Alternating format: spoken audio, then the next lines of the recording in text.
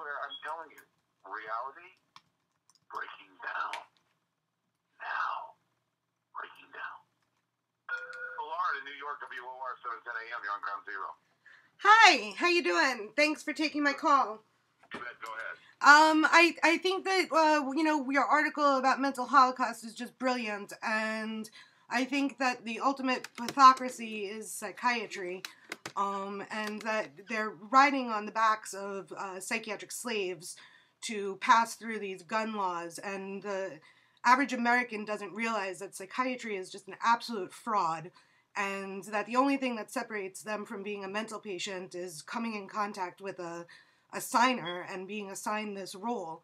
And if you question anything or have a different view or have had some kind of spiritual experience or anything that is out of the consideration of the values of the psychiatrist who is evaluating you, you're subject to this diagnostic criteria, which then promotes this idea of losing your human rights. And people are literally being held in slavery, being forced to go into program while they're creating jobs for psychiatric professionals, being murdered. We know there's a 25 to 30-year loss of life for people who are on these psychiatric drugs, and torture. The United Nations Special Rapporteur on the Convention Against Torture has cited many of the practices of psychiatry, electroshock, restraint, seclusion, forced drugging, that they may constitute torture or ill treatment. And people not only that, but Jared Lofton, the guy that did the shooting in Tucson, right? Uh-huh. We all know he was nuts, and he didn't take his medication, so he went absolutely berserker, right? So what happened? They take him and they put him in jail while he wasn't under the influence of drugs to keep him sane, I guess. He started shooting at people. Well, what did they do? They took him to a facility out in the middle of nowhere, drugged him and drugged him and drugged him until he was able to stand trial and be coherent. And then we say to ourselves, well, now he's coherent. That's torture. Well, the whole thing is torture, and anybody who's subject to it is subject to this involuntary court-ordered electroshock, court-ordered drugging. Right, court-ordered electroshock, and as I was talking about last night, medicine at gunpoint. Yeah. Medical surveillance at gunpoint. That guy, Alexander Cherrick, 16-year-old, didn't want chemotherapy. Now a judge is going to decide whether or not he gets it, and if he decides he still doesn't want to get it, he has to, under a police supervision, with an armed police officer, getting his chemotherapy. Yeah, it's absolutely insane, and they're saying that people who question any of this are insane.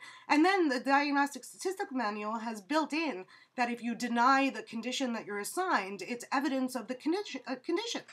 And so they you're in denial of your condition, yet the entire country has been forced into this traumatic, blunt, post-traumatic stress and disassociative disorders that we have. Absolutely. Because of the fact that they have created these levels where we become empathetic and apathetic. We empathize with what we're told to empathize about, and we're apathetic because they tell us that we are like Pavlovian dogs being pushed by propaganda and social engineering, coercing us to do the very things that we believe that we shouldn't do. And yet we step back and go, well, there's no problem here because we're God-fearing individuals. No, you will have to stand up and stand accountable for those things that you've also entertained in your thoughts, dear friend who thinks you're going to go to heaven, dear friend who thinks you're going to be raptured. It's not going to happen if you're the type of person that believes in vengeance and death and killing and acceptable losses and collateral damage and the idea of selective thinking when it comes to love, tolerance, and spreading it around, ladies and gentlemen. It doesn't happen that way.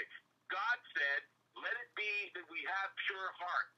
And if it can't happen, then you're not going to be standing upright and tall when a rapture comes or when the nice beam shift goes and the aliens decide to beam you up to heaven. It's not going to happen. Yeah, and there is no longer any altruism, and people are just walking around blindly led by these lies that the mainstream media is putting out. And they're just totally going under this and accepting it, and the way that it's happening in New York with these gun laws, they snuck in Kendra's law under the New York SAFE Act, which is the involuntary outpatient commitment law. And It's always laws by expedience, and it's always done secretly and stealthily with no one knowing what the law is. And then they'll only know that the law's been broken when they're told it's been broken. They're cuffed and they're forced into the back of a car, and they're sitting there in a caged car wondering what's going to happen when they're thrown in jail. Yeah, and now they're doing this psychiatric profiling, and they're succeeding, and they're sneaking it in. This unitary, I forget exactly how you put it, but it's executive order, executive order. It's absolutely happening. Cuomo just did it in New York, just overnight, this law. And so now if you have a psychiatric history, so we have this big national day of action on Facebook to stop psychiatric profiling.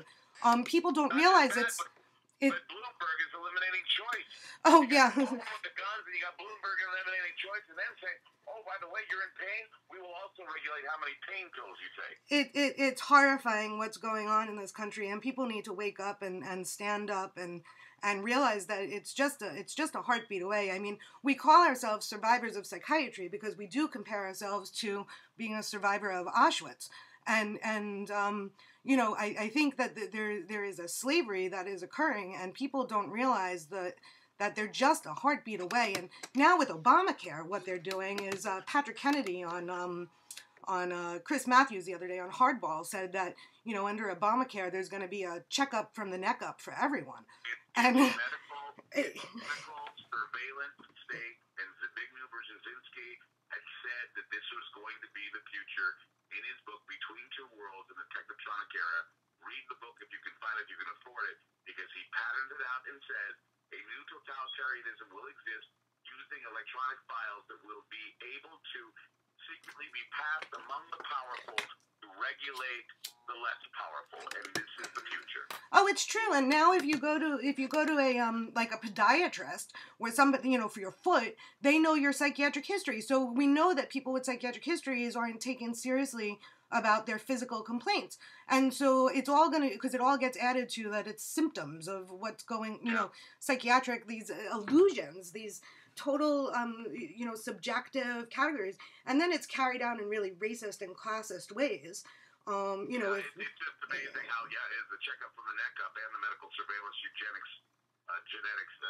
directives surveillance state that we're going to be in. It's obvious that this is the future. It's obvious that it's all going to be based on your blood type, what you do with your blood, and what you put into your blood, which is going to be amazing. Lauren, I appreciate the call. Thank you so much, Clyde. Thanks for the work that you're doing. Thank you. Take care. Have a good night.